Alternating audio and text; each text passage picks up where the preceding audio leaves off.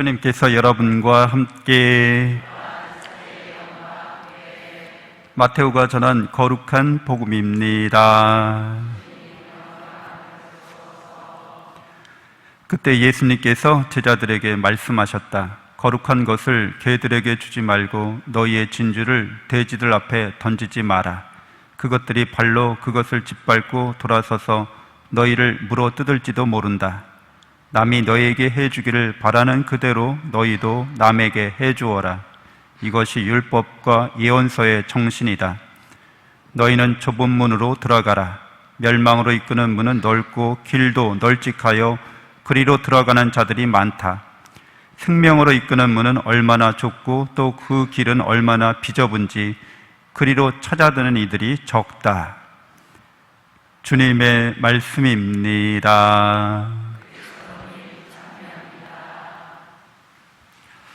참 예수님, 하나님의 복동이 고맙습니다. 고맙습니다.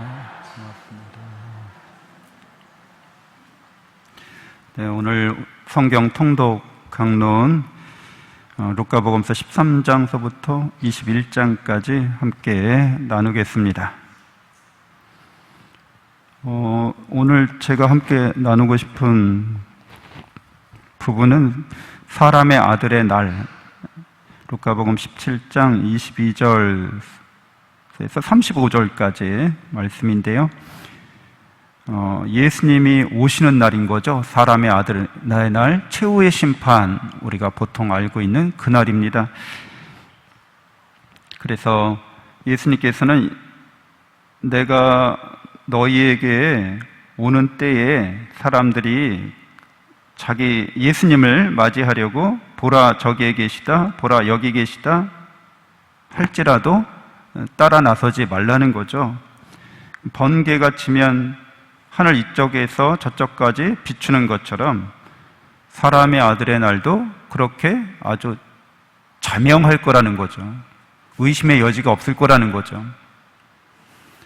저 사람이 예수님이야, 메시아야, 구원자야, 오늘날에도 현대에도 그런 사람들이 굉장히 많잖아요. 자명한 게 아니에요. 헷갈리는 거지. 석연치 않은 거죠.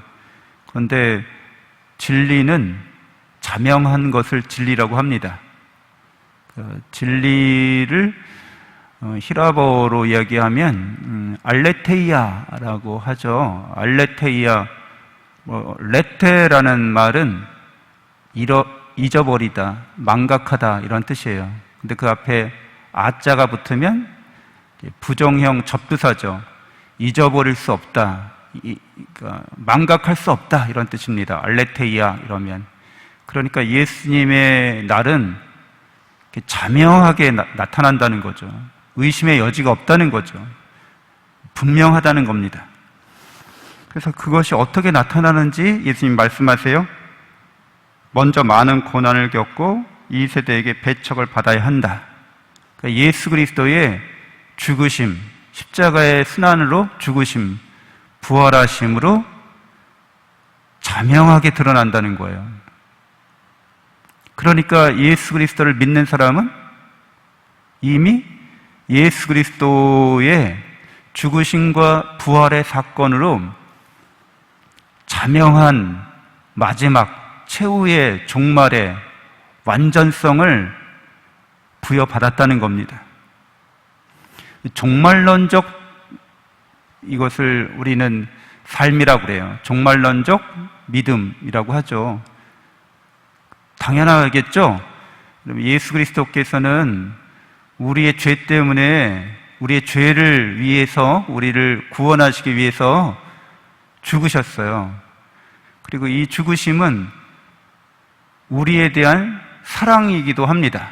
우리에 대한 사랑으로 우리를 죄악과 죽음에서 구원하시고자 십자가의 순환을 겪으신 거죠. 그리고 겪으셔서 죽음을 겪으시고 부활하셔서 이제는 당신의 신성을 완전히 드러내신 거예요. 사람이면서 하느님이신 그분이 이제 당신의 신성을 완전히 드러내셔서 시간과 공간, 이런 물질적인 세계에 제한을 받지 않으세요. 그래서 여러분들 예수님에게는 항상 지금이죠. 과거, 현재, 미래 이렇게 흘러가는 게 아니라 지금인 거예요. 그래서 여러분들이 이제 물리적으로 시간의 흐름을 겪으시죠. 그래서 2022년인데 계속해서 이제 이렇게 미래로 가겠죠. 근데 하느님께는 아직 다가오지 않은 게 미래가 아니에요. 하느님께는 미래도 지금이에요.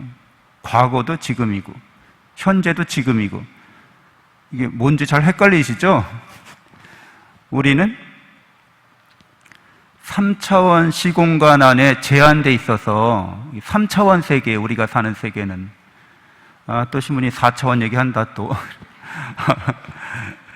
여러분은 우리는 3차원 시공간 안에 살고 있어서 그 3차원 세계의 제한을 받아요. 근데 하느님께는 3차원 시공간을 넘어서는 분이기 때문에 과거, 현재, 미래가 그렇게 하느님께 제한으로 어쩔 수 없잖아 이렇게 다가오는 게 아니죠. 그걸 넘어서 초월해서 계시는 분이십니다.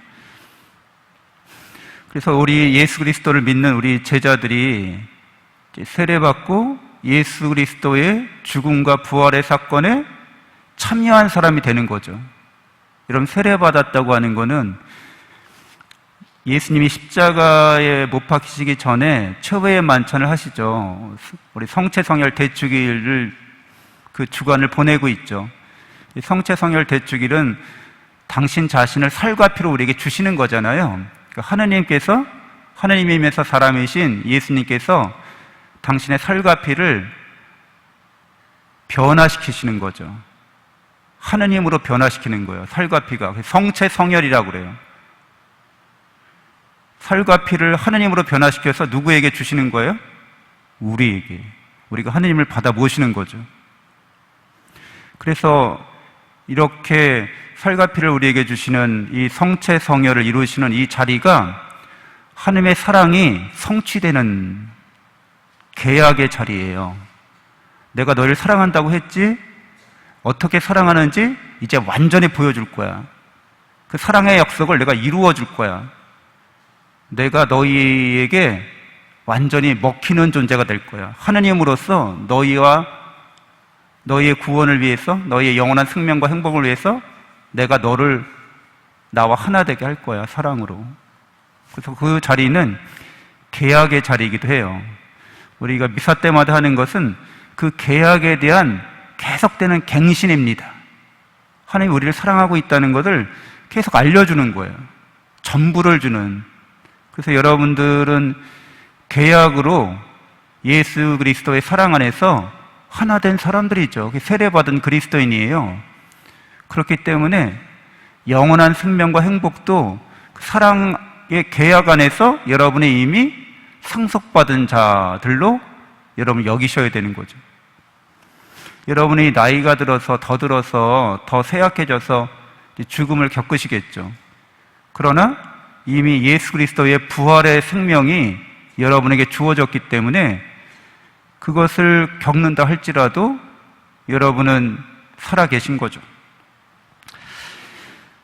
좀 어렵죠? 말하고 있는 저도 여러분들이 좀 어려워하는 그런 눈빛이 보이는데 아토스산에 우리가 유명한 스톤이 있죠. 그 아토스 스톤에 가면 입구에 그런 말이 써 있어요. 살아있을 때 죽음을 경험한 사람은 죽을 때도 죽지 않는다, 이런 뜻이 있어요. 그 뭐냐면 예수 그리스도의 사랑 안에서 죽음과 부활을 경험했다는 거예요. 그러니까 여러분이 하나님을 믿는 이유는 내가 죽은 다음에도 살아있고 영원히 행복할 거라고 믿고 희망하기 때문에 신앙생활을 하시는 거죠. 십자가의 죽음과 부활의 사건에 내가 약속으로 참여했다고 깨닫고 확신하는 사람, 그 사랑을 깨닫고 확신하고 체험하는 사람은 이제 영원한 생명에 들어간 거나 마찬가지입니다. 그래서 이미 죄악과 죽음의 싸움에서 승리하신 예수님과 같이 승리의 행진을 해나가고 있는 거죠. 그래서 오늘 사람의 아들의 날에서 사람의 아들이 올 때 어떤 일이 일어나는지 노아의 홍수나 롯의 아내를 예를 들죠. 그래서 노아가 배에 들어갔을 때 이제 세상은 멸망합니다. 롯이 소돔과 고모라를 떠났을 때 멸망합니다. 그런데 이제 제 목숨을 보존하려고 애쓰는 사람은 목숨을 잃고 목숨을 잃는 사람은 목숨을 살릴 것이다, 이렇게 말씀해 주세요. 그러니까 최후의 심판이 이루어지는, 의인들이 구원받는 그 마지막 때에 살고자 하는 사람은 죽고 죽고자 하는 사람은 산다는 거죠. 이거 요즘에 영화 뭐죠? 이수신 장군의 명언이잖아요. 생 즉 사, 사 즉 생, 이렇게 말씀하시죠. 이거 어디에나 어울리는 말이에요. 그러니까 이 말이 전쟁터에서 어울리는 말이죠. 그렇죠? 그러니까 예수 그리스도의 순환과 죽음과 부활의 사건은 일종의 전쟁이기도 합니다. 하나님께서 벌이시는 전쟁인 거예요. 거짓과 오류와 죄악과 죽음과 싸우시는 전쟁인 거죠.